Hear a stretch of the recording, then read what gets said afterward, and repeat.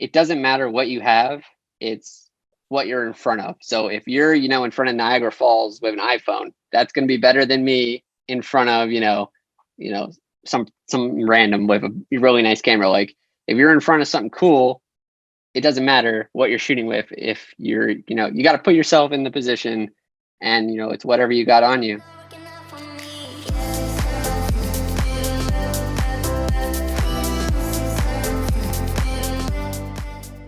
Ladies and gentlemen, boys and girls, creators and explorers, welcome back to Blue Ass Water, where you'll hear tales of creative endeavors and tropical exploration from the talented and passionate guests of the show. I'm your host, Emac, and as always, if you enjoy this episode, please give it a like on YouTube, 5 stars on Apple Podcasts. Most importantly, though, share it with someone who you think might enjoy it. That's what's key. Drum roll, please. Oh, by the way, not sponsored, but the drink of all podcasts, Liquid Death. This week on Blue Ass Water, we're joined by an absolute elite talent. He shot the likes of Naomi Osaka, Trevor Lawrence, Aaron Rodgers, as well as races and championships for NASCAR and the PGA Tour. Living life at 1/1000th of a second.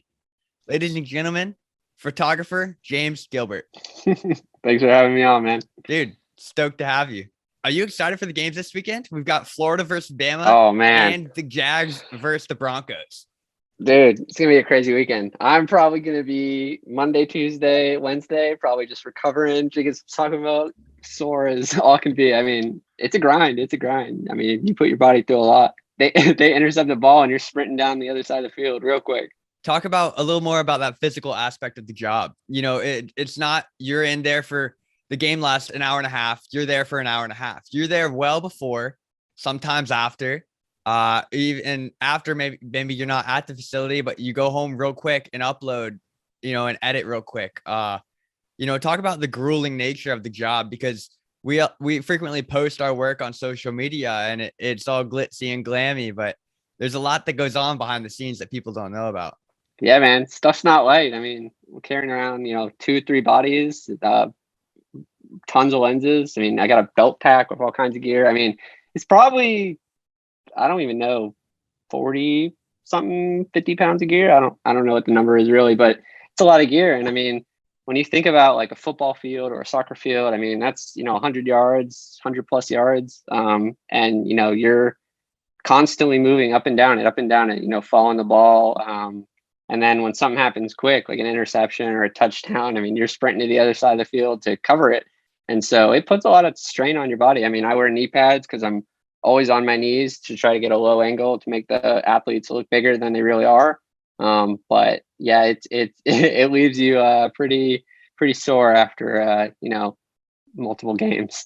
That makes total sense. Before we get too far ahead, James, would you, for anyone who isn't aware of you or familiar with you or knows you, just describe briefly who you are, what you do, and where you're based? Yeah, so I'm based in Jacksonville, Florida, East Coast, and right near the ocean, near some blue ass water. Let's go. I cover sports and action photography all up and down Florida and all across the United States. Right now, anyone who's listening, go ahead and check out James' Instagram. It's fire. You're just going to fall in love with his work. But James, when did you start taking photos? Dude, I mean, now that I'm like at the point where I'm at, like I look back and it's all really just a blur. It all happened over a long time, but like it really feels quick. Especially recently, I've literally had a camera in my hands since I was like a toddler. I feel like, I mean, I remember my mom got this like Nokia phone and it had like a 0.3 megapixel camera. And I would literally just walk around the house and just take pictures of that. And then I remember my parents got a BlackBerry and then they got an iPhone. And I just always had, a camera to take pictures with. And it was just something I always did. I mean, remember we had a Polaroid on the shelf and I used to be fascinated with that. And then they bought me a point and shoot. And I mean, I always had a camera in my hand, like, and they really supported, my dreams and aspirations. And I just always was naturally drawn to it and discovered I had a talent for it. And it just really took off from there. I mean, And then in high school, I wasn't in yearbook, but I was always taking pictures for yearbook. And so that led to being on the sidelines of football games. And then I met reporters and my photos ended up in the paper. And that literally just, skyrocketed from there. I was like, all right, once I got that first photo in the paper, I was like, this is what I want to do for the rest of my life. I mean, it was a hooked feeling. So was it that hooked feeling that made it skyrocket, or connections and others seeing your work in the paper and online? I feel like, I really, really, really hustled and put myself in positions where the people that, I wanted to be were. So, I got into college games, high school games, and worked my way up and made the connections along the way. And the connections are really what, especially in my industry, is what, will make or break you. I mean, it's all about the connections. Who were some early influences that you kind of looked up to and admired? You mentioned that, there were some people that you kind of, wanted to be in their place. So you kind of tried to follow their path. Who were some of those people for you? Oh man, off the top of my head, there's like so many, but I really remember one of the first like key inspirations was Logan Bowles, who's based uh, based in the same spot as me, Jacksonville. And I started following his work when he worked for Void magazine, and so I'd always see his work around town. And then he took off and he's killing it right now. So, but he was one of the first people to like give me advice for sports, and so I always looked up to him, and he was always really cool to me. How's life right now? Do you have any big projects you're working on or gearing up for? I know football season has officially started, so I'm sure that's front of your mind. I'm joining the Jaguars as a contributing photographer this season, so that's an exciting new step. Working for the team directly instead of a newspaper or wire or anyone. I'm directly working for the team this year, so that's exciting. And really, it's just football, football, football. Like now that kickoff and week one started, I'm locked in on that. And I might travel and do some other things during the away games or the off weeks, but or during the week really, because football's on the weekend. But yeah, it's all football for me really, and then I might fill in the gaps here and there. That's sick. I'm stoked for you. I'm sure having that Best time of the year for sure. oh yeah. Oh yeah. I'm so excited for football season to really get into full swing, and the standings to really start to take place, and certain teams to climb the ranks, others to drop off, and see how it all shakes out. But I'm sure having, kind of more of a solidified position with the Jags this year, it sounds like kind of takes a little stress away from having to, work with a different newspaper every single week to get gigs. Talk about though that process of coming up, finding newspapers and being like, hey, I'll go shoot this event for you. Like, can you get me a press pass? That sort of thing.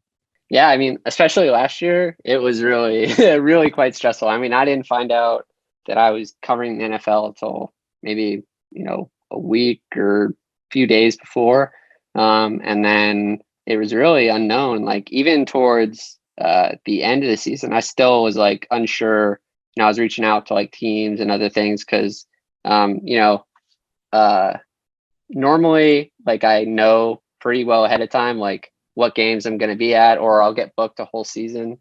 But last year it was just so much unknown with the pandemic and credential limitations or restrictions. So it was pretty stressful. And now that the opportunity came up to be booked for the whole season, especially when we're still in a pandemic, was it made it easier to go with that route, where I don't have to worry about, hey, am I going to be hired for this next game? Like I know for a fact, better keep these days booked because I'm going to be there. And then coming up, like definitely, like I said, the hustle's got to be real. I mean, I probably sent 2 billion emails. I mean, honestly, I sent so many emails, visiting teams, um, reporters, photo editors, just, here's my work, here's what I do. Love to cover this game for you, let's work. It was always that mindset of, the worst they could say is no. Like literally the worst thing you can hear is no. And that's, I mean, you just go on to the next person, or, you ask next week. I mean,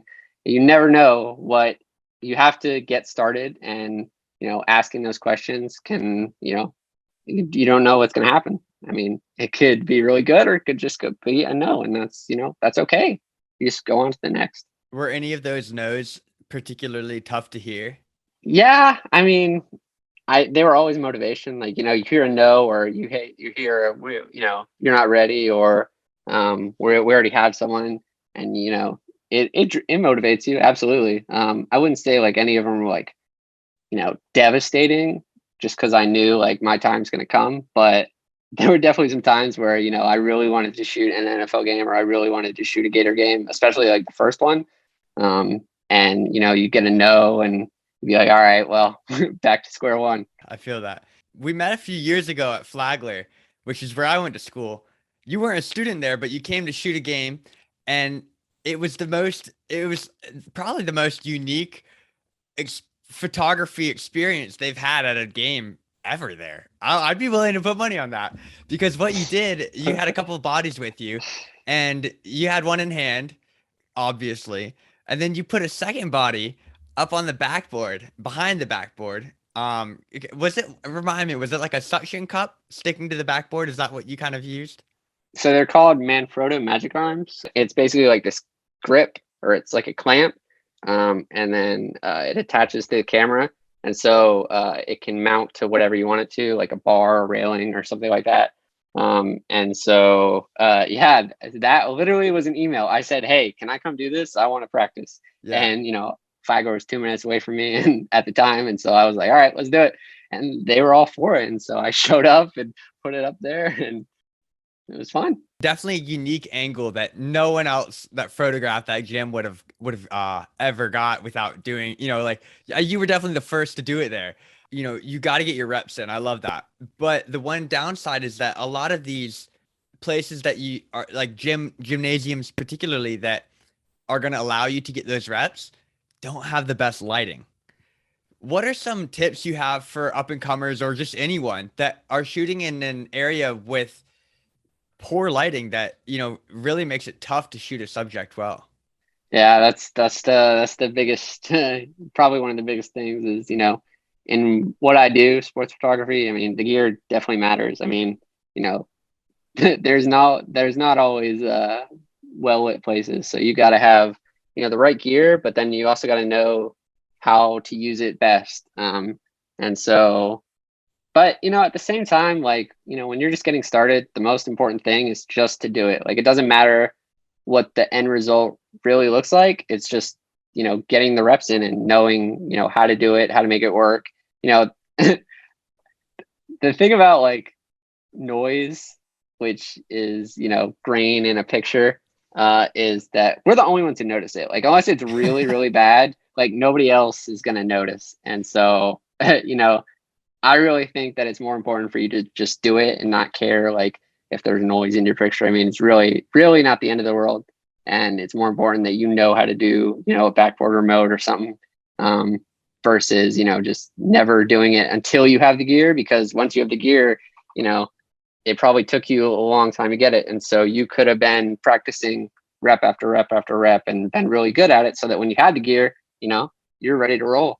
That's a great point. And I think it's hilarious how, we don't know. I mean, we do notice the grain, but no one else, like, it's just a good reminder. We all tweak things so minimally. And at the end of the day, the spectrum for the average Joe to notice whether, a photo is that different is like this. Mm-hmm. But for us, we're like trying to be right here. You know what I mean? And if we're right here, we failed in a lot of our eyes. So I think that's just a great reminder that, it's not the end of the day if the photo isn't absolutely perfect to our own standards, because a lot of people won't even notice the difference. Now, another thing, another like little secret hack, I guess, is, when you're shooting in like a really low lit gym or something, photographers are always told to shoot raw, but I'm going to encourage you to shoot raw plus JPEG. And here's the reason. So JPEG files basically are baked files. So the camera processes it all in camera, and then it's not really editable afterwards, versus a raw file. And so one of the things that camera manufacturers do is in-camera noise reduction. And so they have a secret sauce when it comes to removing noise. And so when I cover, like high school football games or even college, I mean, anything at night, usually I use JPEG, and I'll have the raw as a backup just to have for my archive. But usually, I mean, most of the sports photographers nowadays are shooting JPEG just because, we have to get the files out so fast. But I always want that raw, but especially for someone starting out, definitely shoot raw plus JPEG, and the JPEGs are going to look a lot cleaner than, a raw file, because raw files don't have any of that secret sauce. So, wow, there you have it, guys. To all y'all listening, this is what you're listening for. James, sports can get pretty intense sometimes. Wide receivers can be sprinting off the field, getting tackled right into the line of photographers, or, diving for a ball in the end zone and all the photogs are right there. Or even, when you're shooting NASCAR, cars can come around a turn, get smacked into the wall, and parts can go everywhere. Have you ever had any terrifying, scary moments where you almost or did get injured, or your gear was almost, annihilated? I've yet to be. I really don't have to say it because I feel like it'll happen this weekend, but not yet. So luckily for me, it just hasn't happened. Definitely have friends that have taken some licks, but nope. I mean, the chances of it happening really aren't that high, but I mean, never say never, because it definitely does happen. It's crazy. I remember seeing I think it was the Georgia game 2 years ago, maybe 2019 sounds accurate. And one of the female photographers for Georgia, I'm not sure who she is, I don't know if you might know her, she got slammed. And I don't honestly know, like, I didn't hear anything afterwards. I hope she's okay, was okay, and is okay. But yeah, it just goes into the amount of physical labor that you put into your job. That's another thing that, when they list a job description, they're like, and other and things, other responsibilities as assigned. May get hit by a 300-pound lineman. she got the photo though. She got the photo. There we go. So she's the GOAT for that. And now she's got a full staff job. She graduated from UGA, and she's killing it. So excited for her. I love to hear that. She's healthy. It was really cool to see the sports world come together and really want her to recover.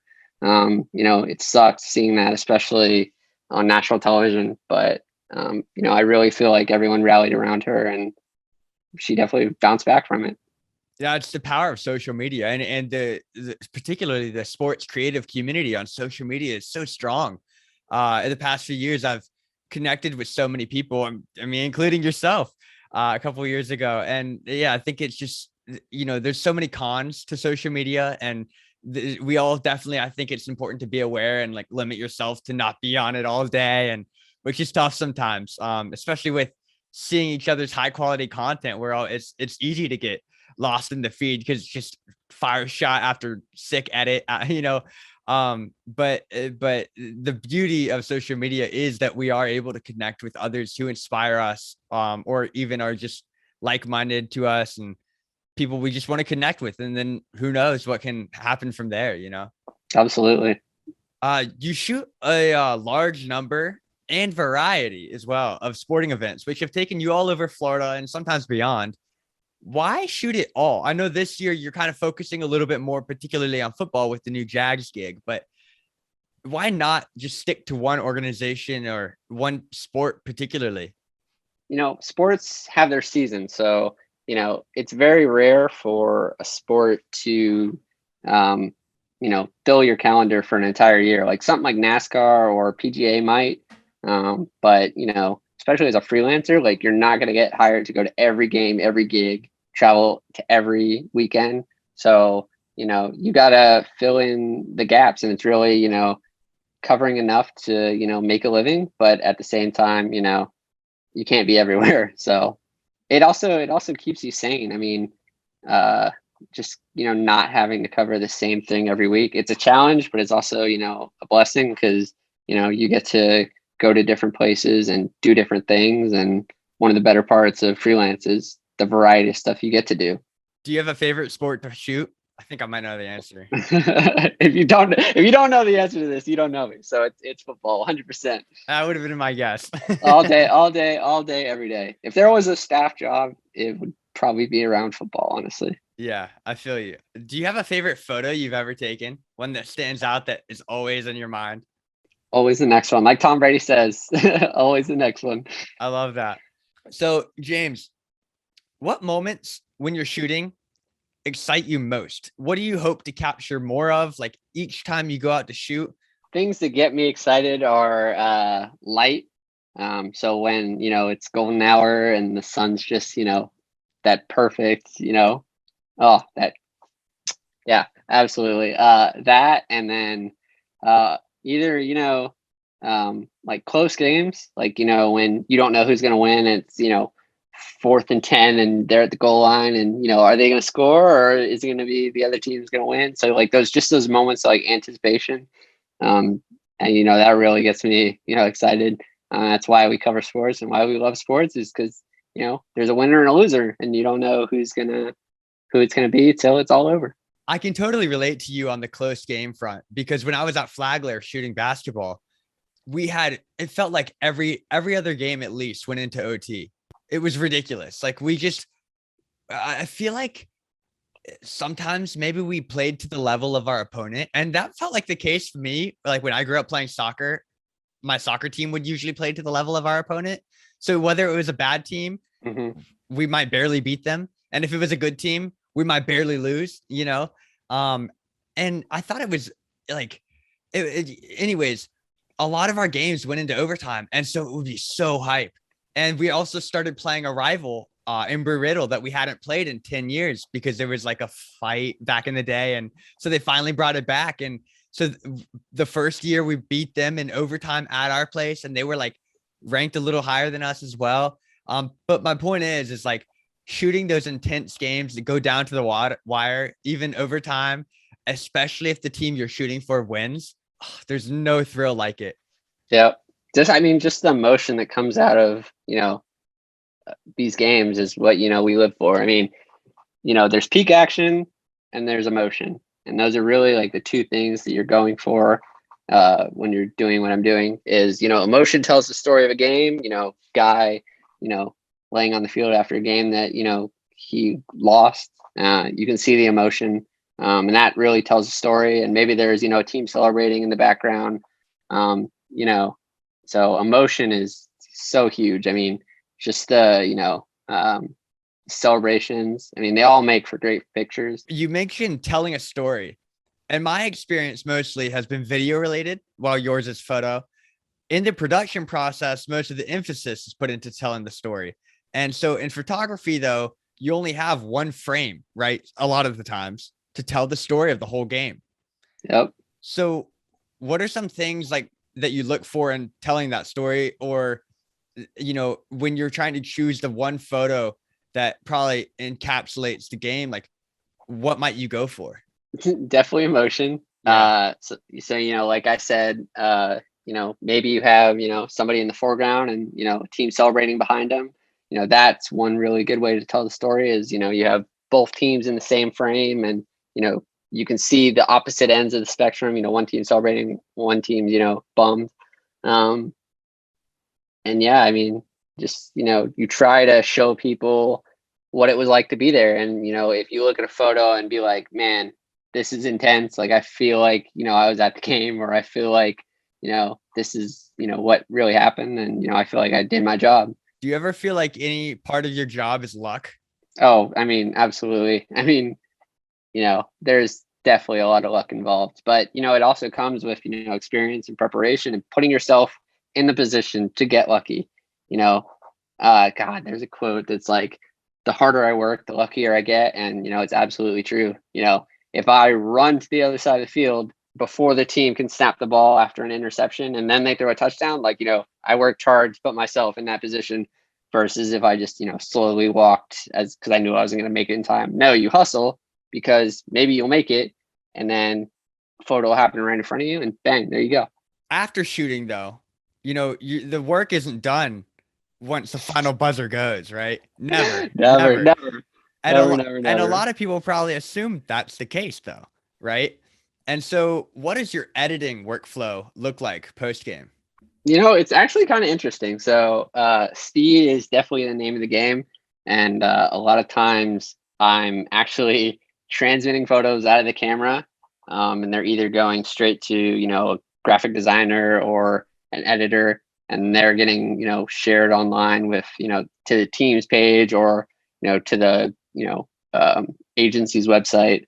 So a lot of time it's right after a play happens, I'm hitting send on my camera and it's sending files straight to an editor, so it's like it's that quick.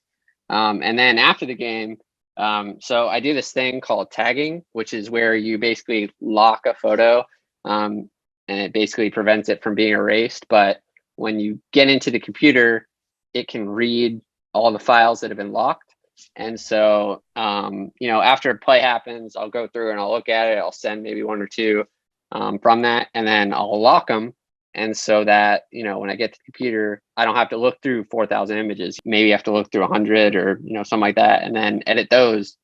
And then they get edited and sent out, captions sent out to, the clients. But the work is definitely not over once the game's over. I mean, you're there hours early. You should, you go through a grueling game carrying a lot of gear, and then, you still gotta put in the work after. So true. Dude, that's actually a great tip that personally I was unaware of, tagging the photos. As a videographer, a lot of people in the video space, their trick, everyone has their own little tricks, but a common Is it one, that? Is it hold the hand? hold the Yeah. hand right in front of the lens, and it's just a black screen for 1 or 2 seconds. And so that the clip before it is the fire clip. Is a banger. Yeah. It's a banger. Yeah. Yeah. And so, but yeah, I mean, tagging it is even better because then you don't have these excess files, and you can, more importantly, just go through the tab and just hit, I only want to see the tagged ones, and then it'll show you. Absolutely. Yeah. That's clutch right there. Absolutely. 100%.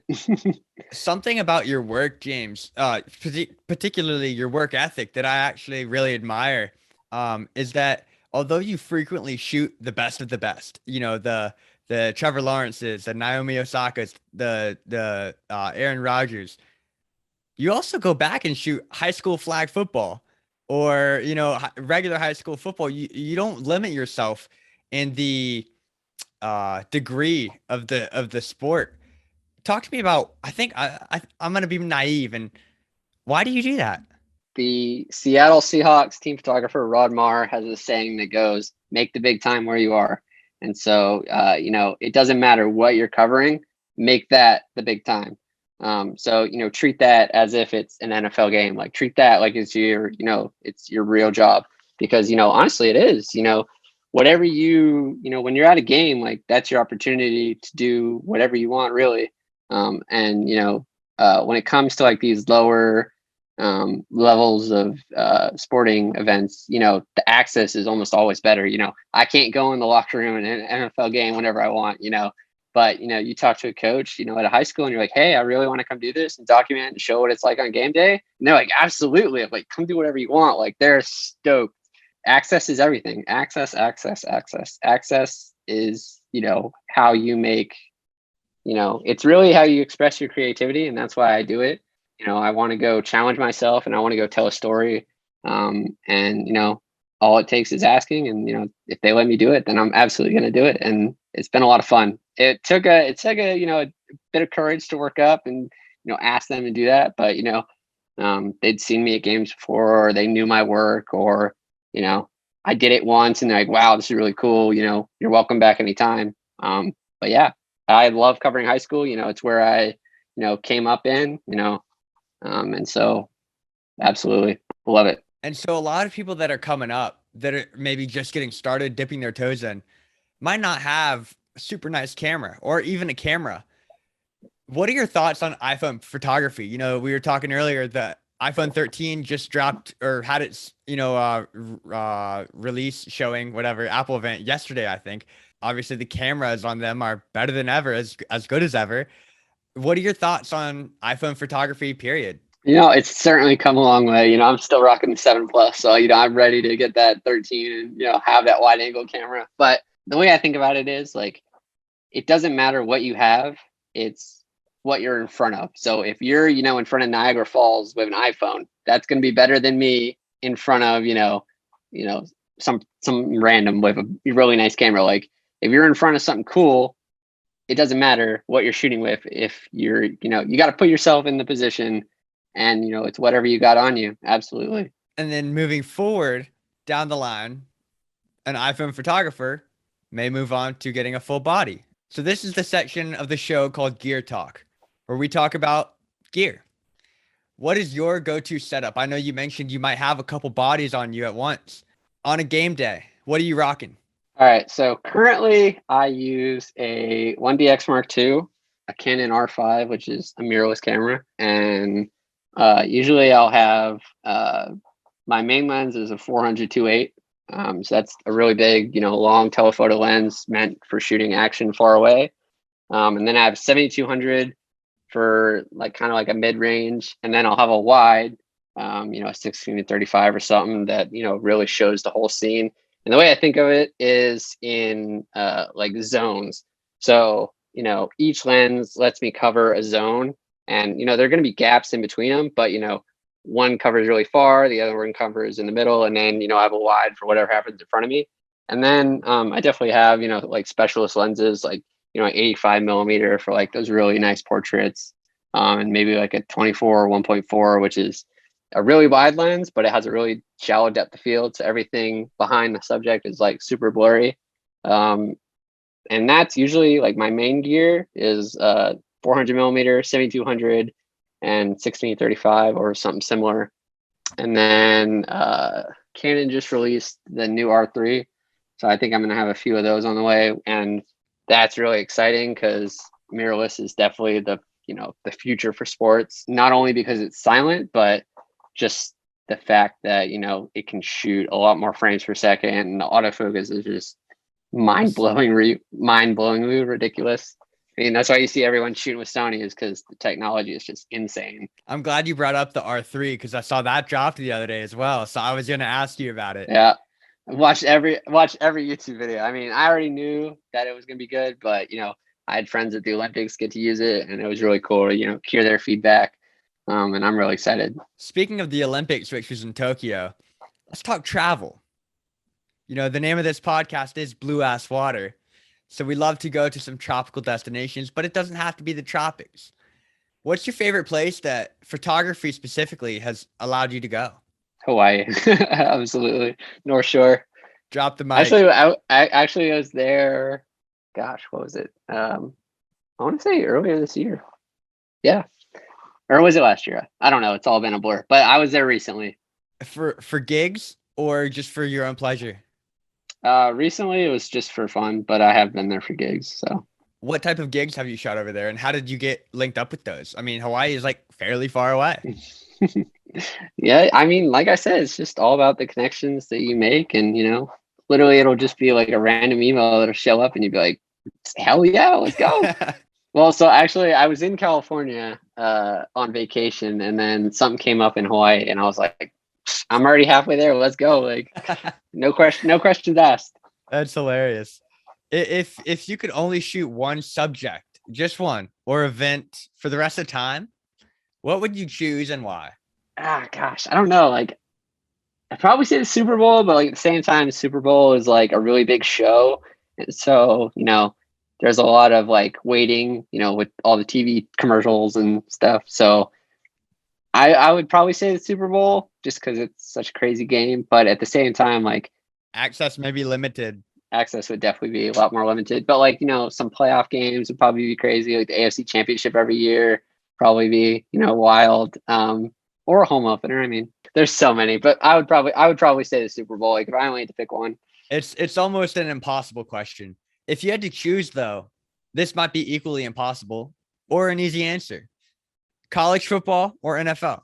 I would, personally, I would say NFL at this moment, but gosh, I feel like college has the players they're not professionals. Like they're not paid to do that. And so it's, they're not out there for a paycheck. They're out there because you know, you know, it's hard to say because like I feel like I wanted to say like rivalry, but like NFLs are also have rivalries, so it's like kind of impossible to say that. But I would say I like covering the NFL more. But I definitely feel like there's an energy and passion to college games that maybe some NFL games don't have. Like, NFL can sometimes be like a show versus college games. It's like these kids are, out there putting everything they have into it to make their dreams come true versus, maybe sometimes in the NFL you can, take it for granted, I guess. I can totally understand that. That's a perfectly acceptable answer. What's been one of your proudest or even just most exciting moments in your career so far that you've got to be a part of or you've got to shoot? Your first is always special. Like I remember my first college game. I remember my first NFL game. Just because, you work so hard and, you get a lot of no's. And then when you finally, walk out on that field the first time and like that, I've made it, like it's a really cool feeling. And then, you work just as hard to keep yourself on that field, because once you get there, the struggle's not over. Like you got to hustle because you want to stay on that field. And so, but being able to cover, the Jaguars really has been pretty powerful, just because I grew up watching this team with my dad and I grew up going to these games. And back then I had no idea that, where I'd be now. And, being here and doing what I'm doing is, I look around every now and then, I'm just like, this is crazy. Like, this is really cool. So I'm very blessed. But, still got to work and bust your ass so that, you can be there next season.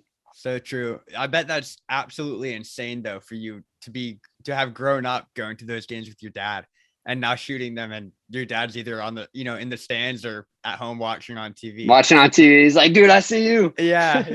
That's so fire.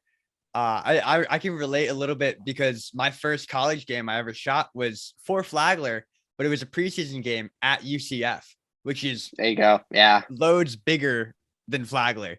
I'm pretty sure they had a DJ, which I know we didn't have, which was also sick because Taco Fall was on the team that year. No. So that was now he's in the NBA. That was absolutely wild. Yeah. And I'm a Duke fan too. Sorry to anyone who likes UNC. Don't hate. Please keep watching. But Coach Dawkins, he played at Duke. And so it was just cool to and he was one of my dad's, when my dad started liking Duke basketball back in the day, like he was playing. And so it was kind of like not a full circle moment, but maybe a semicircle moment for me. That's awesome. Moving on, what's some of the best advice you've ever received? You've mentioned loads of it so far, but is there one thing that you always seem to come back to? Now's the time when you shout out a high school professor or what your best mentor you've ever had. Definitely, I feel like Make the Big Time Where You Are by Rod Marr has, been going around in circles in my head for a long time. But I mean, there's all kinds of sayings. I mean, Tom Brady saying, the most important one is the next one, watch your backgrounds, which is so important. You don't need a trash can or security guard or a line going through someone's head, like a power line or something, just like little things that stick with you, keep shooting through the play. Don't chimp and look at your screen, which is like, after a play happens, you immediately go to see, did I get the photo? Like I can tell you right now that, whether you look at your screen or not, it doesn't matter. You either got it or you didn't. So a lot of really good pictures happen after the play's over from the reaction. So, you got to stay locked in and, keep shooting until the play's over. I mean, when they go to a TV timeout, sure, go through and look at the pictures. And there's always, little tidbits of information that you hear so many times. It's like hard to remember, like, where did I hear that? But like, they just stick with you and, make you who you are. Facts. Yeah. I think the part about electric pole going through someone's head, something like that. I took a photography 101 course at Flagler. Because I wasn't a photography major, but I was a production major. So I had the basics at least of what makes a good shot. But so a lot of that class for me felt a little redundant, and it was more geared towards people that had minimal background in media. but there were definitely some takeaways that I unexpectedly took away from it and learned from it. And one of those was watch out for the head. Don't have a power line going through someone's head, or even, tree branches going through their head or something like that. And then another one was, watch out for the appendages. I think appendages, right? That's what hands and feet are called. Anyways, like don't cut off an arm if you can, or even the feet, all the way down to the feet. Personally, like photos still look fine, I think, when they're cut off at the shins sometimes, and sometimes you have to. But if you can get the feet in the shot as well and not cut off at the shins, I just think it's way better, especially nowadays when a lot of athletes really care about their whole fit. And if they get a picture back and their Gucci loafers aren't in the photo, they might not post it. You might not get the tag. That's true. That is true. Now it's a good time. Go ahead and shout out 2 creatives that have helped you along the way, who you really admire and I've never met. Just anyone, 2 creatives. Go. Oh God, dude, I'm the worst at this. I wish I had like written down some names before I started. Go ahead and pick your favorites. I don't know. Like I have so many, friends in this industry. It's like, God, it's so hard. All right. So their team photographer is Cam. And it's the Come Up Cam on Instagram. Michael Reeves, amazing guy. Yeah, so Come Up Cam, Logan Bowles, Cooper Neal, Brandon at LSU, Chris at LSU. Where can people follow your journey? I'm most active on Instagram. So James Gilbert Photo on Instagram. That's where I post most of my work. I try to share stuff behind the scenes on my story. And I try to share motivating and uplifting things. And yeah, so if you want to follow me there, love to have you. And I'm available, DM or email, whatever. Love to help people. And yeah. We appreciate that. And take his advice, everything he mentioned in this show, rewatch it and take some notes. And if you have any questions for James, so kind of him to allow y'all to reach out, slide in the DMs. It's always fun sliding into DMs because you never know what could come of it. Dude, I'm telling you, like, just like those emails show up, dude, I'll get DMs all the time. It'll be like, crazy opportunities. And then, you build those relationships. I mean, I reach out to people all the time and I ask questions or, ask how they did something. And, years later, now I'm friends with them. I mean, it's crazy. It's really, work hard, be kind, and great things will happen.